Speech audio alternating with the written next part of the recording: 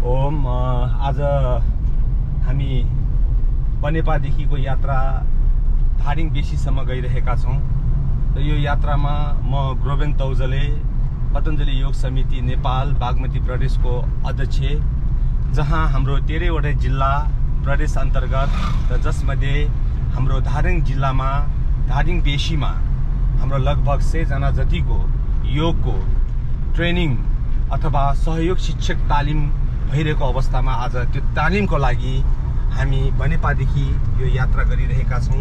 र यो तालिममा हामी एउटा निपुण योग शिक्षक उत्पादन गर्ने हाम्रो लक्ष्य रहेको छ, जहाँ चाहिँ शिक्षक उत्पादन गरेर हरेक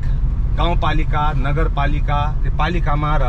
हाम्रो वडामा हाम्रो योगलाई विस्तार गरेर जनजनलाई योग, ठाउँ-ठाउँमा योग, घर-घरमा योग, गाउँ-गाउँमा योग पुर्याउने हाम्रो यो लक्ष्यका साथ हामीले चाहिँ यो अभियान, यो कार्यक्रमलाई अगाडि बढिरहेका छौं र त्यही अनुसारले आज हामी धादिङ बेसीमा यो यात्रामा आइरहेको छौं र धादिङ बेसी लगभग हामी पुग्न थालिसकेका छौं र धादिङ बेसी पुगिसकेपछि भोलि पर्सि त्यहाँ ट्रेनिङ गरेर योगको समापन गरेर हामी चाहिँ फर्किनेछौं। यसरी नै हाम्रो यात्रा 13 वटा जिल्लामा विभिन्न स्थानमा हामीले गर्दै आएका छौं र आज यो सुन्दर धादिङ बेसीमा यो सुन्दर रमणीय दृश्य जहाँ हरियाली